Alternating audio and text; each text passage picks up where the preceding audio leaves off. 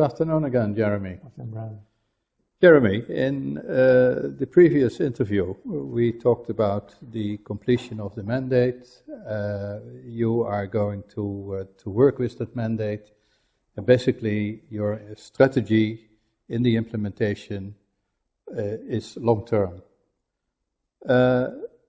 If during the duration of the mandate a client comes back to you with instructions because he wants to have things done differently from the original agreement in the mandate, how do you deal with that? That's a very, very good question. I mean, you know, nothing is forever, and nothing is in the time of the stone. Life moves, changes, and circumstances change. So one of the things we insist is that we have regular meetings with our clients, face-to-face meetings, for this express purpose of reviewing and examining that the mandate that we've got is fit for purpose. Because if it's not, then we're delivering something that the client doesn't want or isn't appropriate. Very important. If there's a change of circumstance which affects the mandate, then we would review and change the investment strategy to line up with that change. The other very, very important aspect is that we stay the course as an investor. Staying the course, meaning?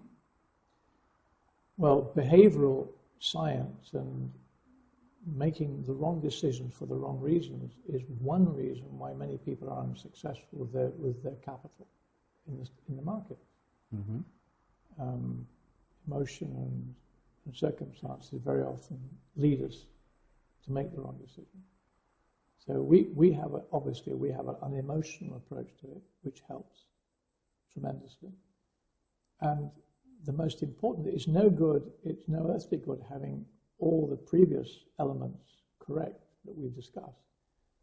If you sell at the wrong time because through panic, or you're forced to leave the market because of a wrong decision, or you can't sleep. I mean, again, going back to the first point, that's precisely why we will be with you. Yeah. So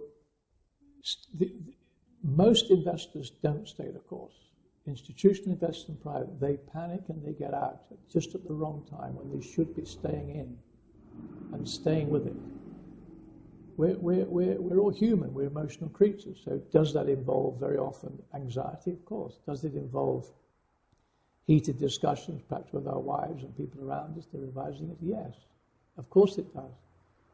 But if we could just stay the course, over time, we will always come out on top over time. Because as long as we have businesses and we're in the right area to grow our capital will grow. As long as we can stick with it. The most important thing is the stickability, which is why any asset allocation strategy must be simple enough for an investor to understand it sufficiently to be able to stay the course when all the wheels look as though they're falling off. We are very cautious. Most of our investment mandates at their core are preserving capital.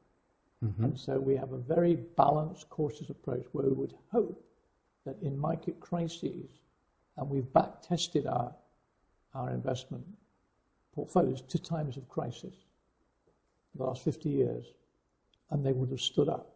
By that I mean they won't be hemorrhaging as other people's perhaps might. Nevertheless, we can't guarantee what's going to happen tomorrow. But can you offer any evidence of what it means to stay the course, say over the last 10, 20 years? Well, in the 20th century, the Dow Jones, for example, if you'd just held the Dow Jones index from that time, then the Dow Jones was $66 as an index. At the beginning of the century, it was 11,497 at the end. It's now almost 24,000. So it's up by 6 or 7 times. And so that's because businesses always are growing. And so if we can, and there are many other instances, that the markets always go up, but they don't always go up in a straight line. And we have to have the correct strategy in place to keep the odds on our on our side, if you like, that we won't panic. And, you know, just going to the library, or not a library, but going internet now, and looking at back copies of the Wall Street Journal or Financial Times, you know, go back to the late 1800s, go back to the 1920s, go back to the 50s and 60s, and you'll find that in spite of all the headlines and all the news and dislocations around World, 2 world wars, the Great Depression, recessions every 4 years, the market still keeps on climbing. And so that's where we need to be, and we need to stay the course. That's primarily, I suppose, what we can do if we're doing what we do properly, is we can help somebody if they're in the right places and they have the right mandate for them, we help them to stay the course. Thank you, Jeremy.